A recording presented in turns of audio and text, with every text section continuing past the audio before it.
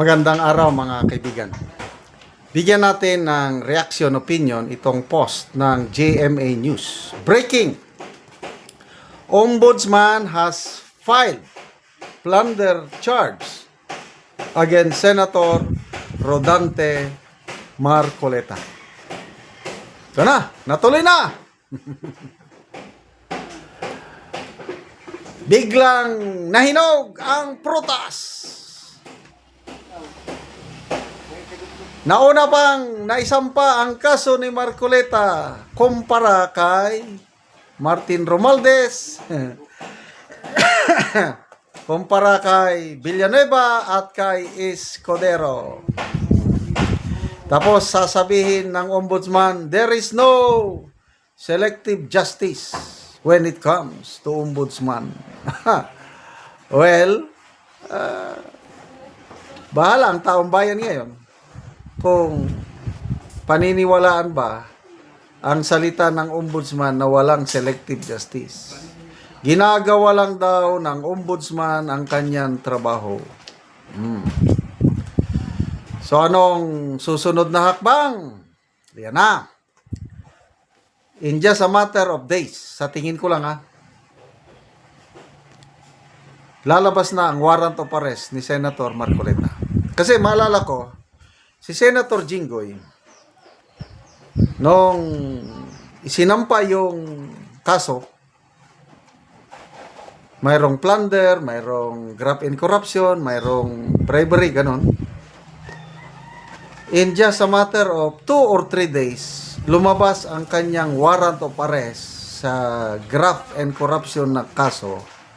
Nagpiyansa siya kasi bailable offense ang graft and corruption. Ayan. Piyansa kagad. Kaya lang, after 1 week,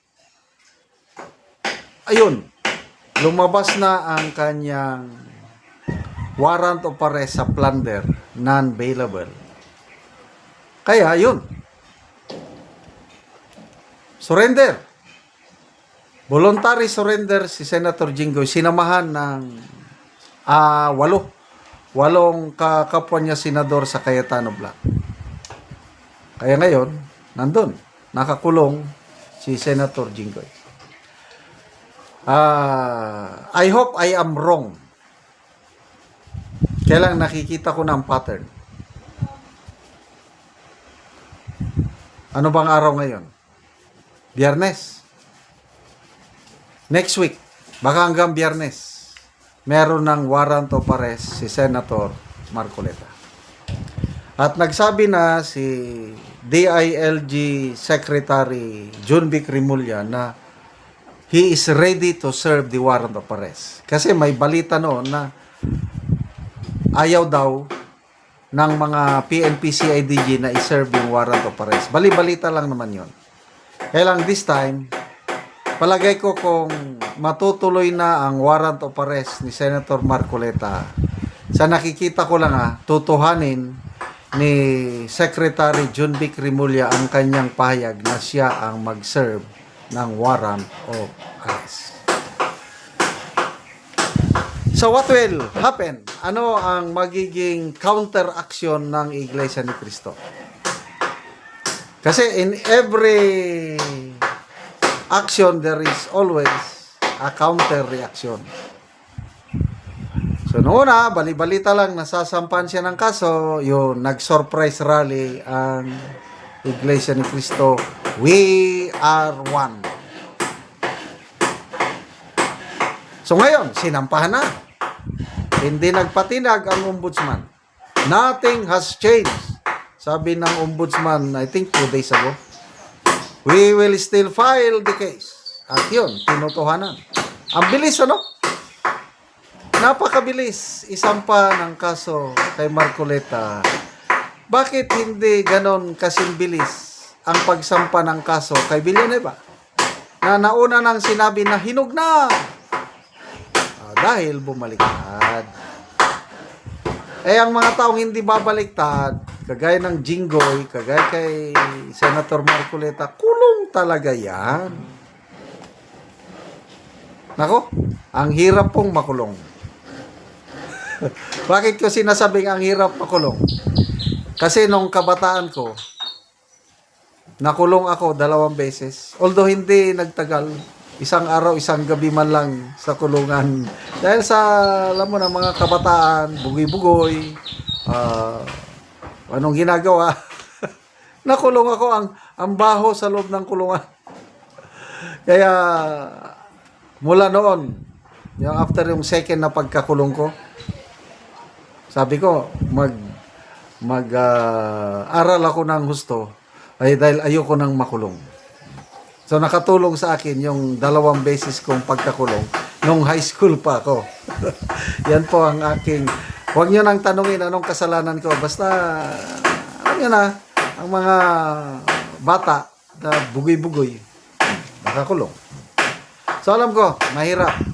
Kaya lang, depende yan sa tao. Pag may paniniwala sa Diyos, mayroong prinsipyo, makakatagal yan.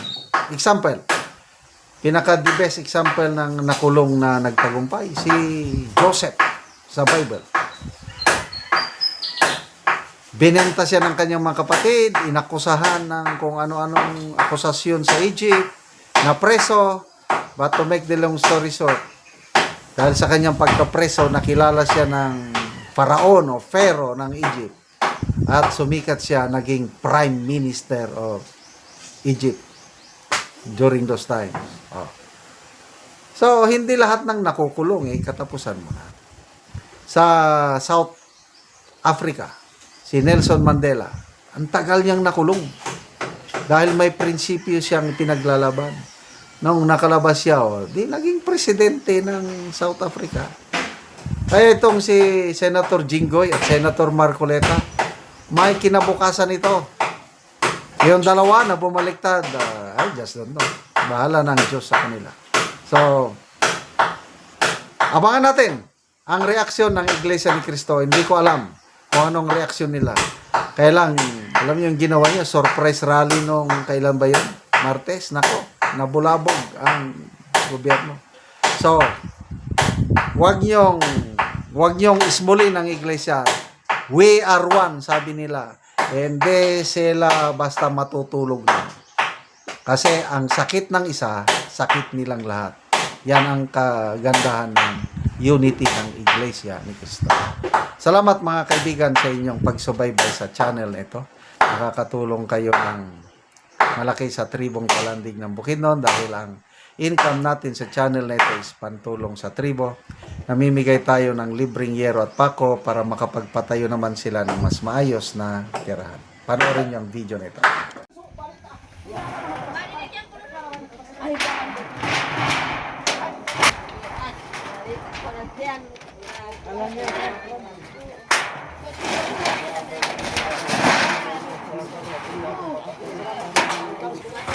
Aman nagiyaw ko kay manok kung kay kau tayan at ay una tikaon.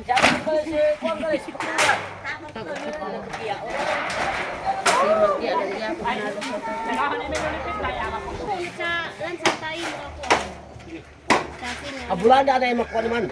Kahit ano na ba, pastola ka pa lang o kan, mga kan lang sa naman. Sige, ari ka nang anak.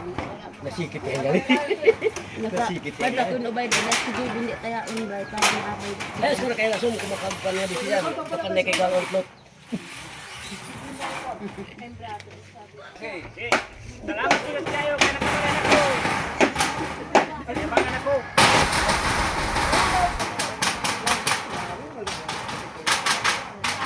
O karon kuya, maayo na gid imong balay oh. Nakapatindog na gid ka og bagong balay. Ay, salamat kayo Ginoo nga nakapino na akong balay nga sana kayo. Oo. Maayo na gyud. Mayo na Ginoo nga akong balay. Oh. O karon ya unsay imong ikasulti nga nakabalay na ka, nakapatindog na ka og bagong balay. Ay mayo kay natabangan ko sa Ginoo. Nga mao ni. Nga nakapan ako sana nga balay kayo. Salamat kayo nga tabang kayo nga dagan panginalan ani nga matabangan. Oo. So dagang pag nanginahanglan din ni sa inyo ang matabangan. Dagan panginalan nga patabangan. Oo. Pila day ka buki mong anak ya? Ay, isa pa. Isa pa imong anak.